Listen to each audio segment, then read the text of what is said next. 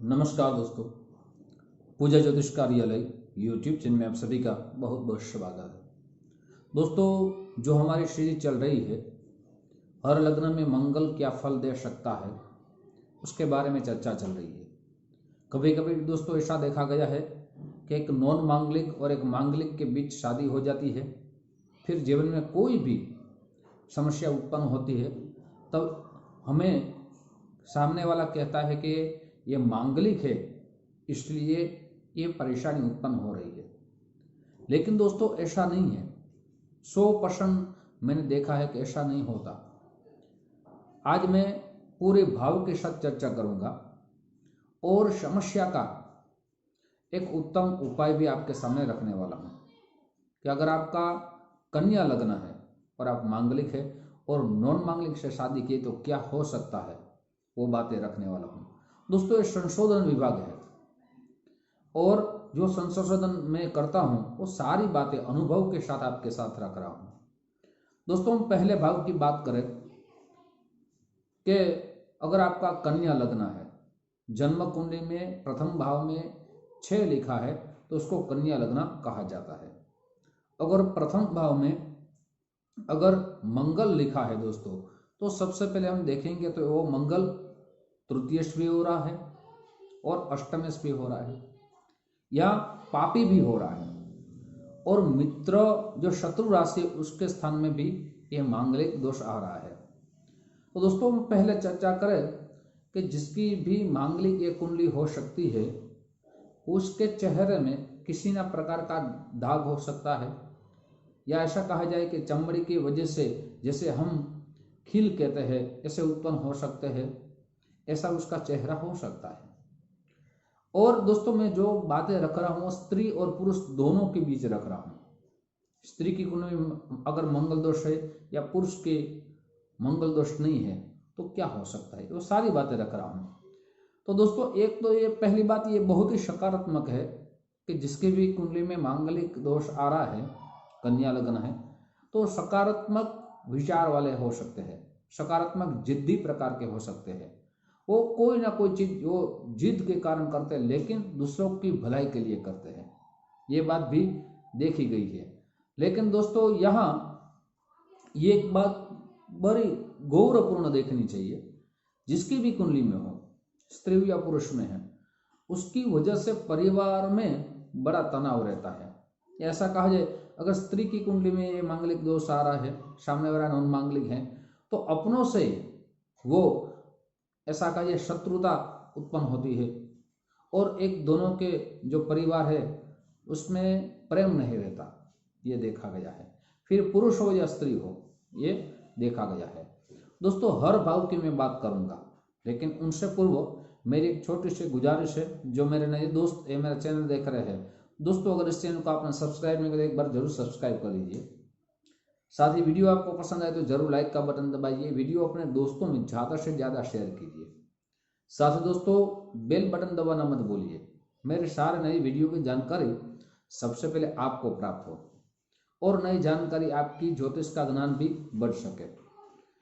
साथ ही दोस्तों मेरा एक चैनल चल रहा है गुजराती में, अगर उस चैनल को आपने सब्सक्राइब नहीं किया वो भी चैनल आप सब्सक्राइब कर लीजिए। चैनल का नाम है श्री हरिहर ज्योतिष कार्यालय।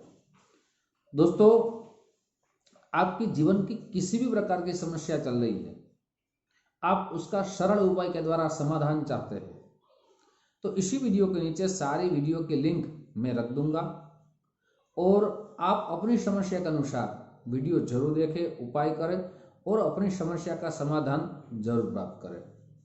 साथ ही दोस्तों एक मेरी नम्र प्रार्थना भी है, बहुत से लोगों का मुझे कॉल आ रहा है, लेकिन दोस्तों आप समय के अनुसार कॉल कीजिए। सुबह 10 बजे से 1 बजे तक है, शाम को 5 बजे से 9 बजे तक है।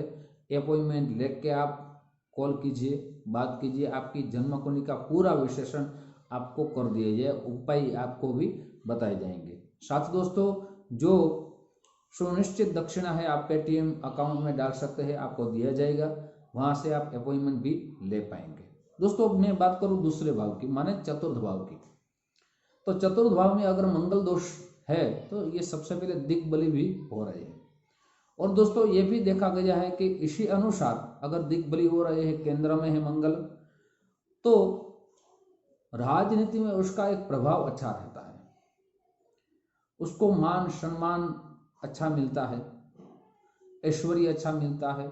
लेकिन दोस्तों ये प्रभाव है, अगर नॉन मांगलिक के साथ शादी कर दी तो उसको राजनीति में बड़ा नुकसान होने की भी संभावना यहाँ बच जाती है। जो मान सम्मान बढ़ रहा था उसमें भी कमी आ सकती है, ऐश्वर्य में भी कमी आ सकती है, ये देखा गया है। साथ ही दोस्तों जीवन साथी में जो है आप सब कुछ निछावर कर देंगे, लेकिन कोई ना कोई कमी आपकी वो निकालेंगे।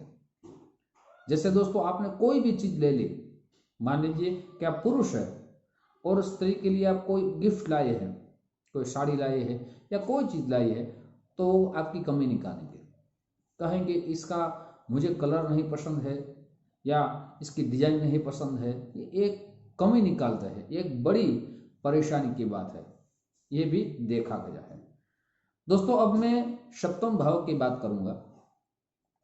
अगर सप्तम भाव में मंगल है और एक की कुंडली में मंगल नहीं है दोस्तों, तो यहाँ एक बड़ी परेशानी ये आ सकती है कि शारीरिक संबंधों में जो सुख मिलना चाहिए वो सुख एक दोनों से नहीं मिलता, और यही वजह से दोनों के बीच विचार भी नहीं मिलते और दोनों के बीच तनाव भी आ सकता है, एक दोनों को समझने में बड़ी देरी लगती है।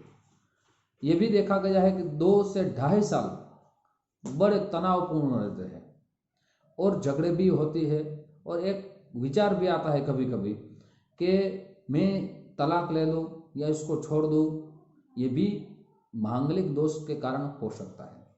लेकिन दोस्तों ये भी देखा गया है कि 2.5 साल के बाद धीरे धीरे उसमें शांति भी मिलती है, ये भी देखा गया है। दोस्तों मैं बात करूंगा अष्टम भाव की।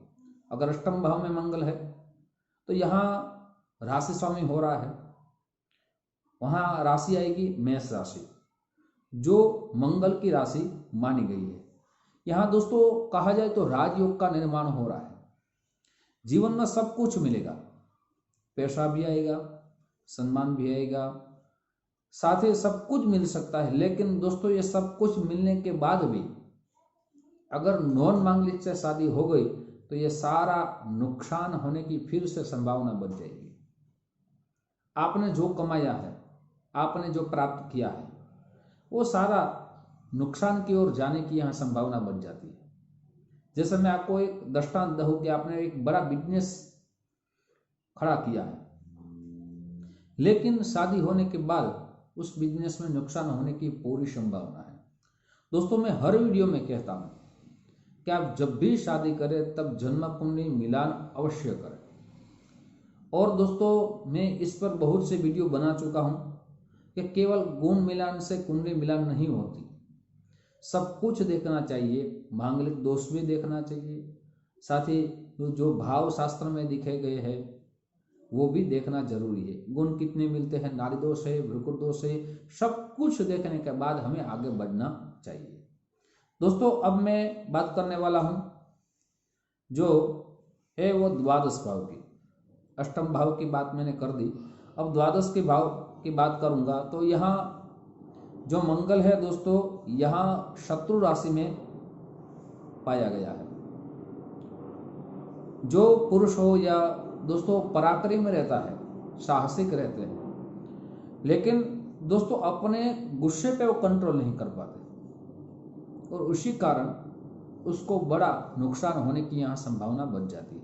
और शादी के बाद अगर नॉन मांगलिक से शादी हो गई तो मुझे लग रहा है गुस्सा दोनों में आता है, दोनों में गुस्सा ज़्यादा आता है और उसी कारण बहुत झगड़े होते हैं और बाद में यहाँ तलाक का भी योग बन सकता है, पुनर्विवाह का योग बन सकता है। ये बात गौर से आपको सोचनी चाहिए। दोस्तों मैंने सारे भावों की बात की है। अब दोस्तों आपके सामने उपाय रखने वाला हूँ, जो उपाय आप दोस्तों श्रद्धा, भाव और विश्वास के साथ कीजिए और आप ये उपाय करेंगे, मुझे लग रहा है भगवान की कृपा आपके ऊपर जरूर होगी। ये उपाय आपको दोस्तों मंगलवार से आरंभ करना है। सबसे पहले आपको मंगलवार में प्रातःकाल में उठ जाना, नित्य क्रम परिपूर्ण कर लेना है। आपके सामने गणपति भगवान की मूर्ति लगानी है, उसकी आपको पंचोपचारे पूजा करनी है।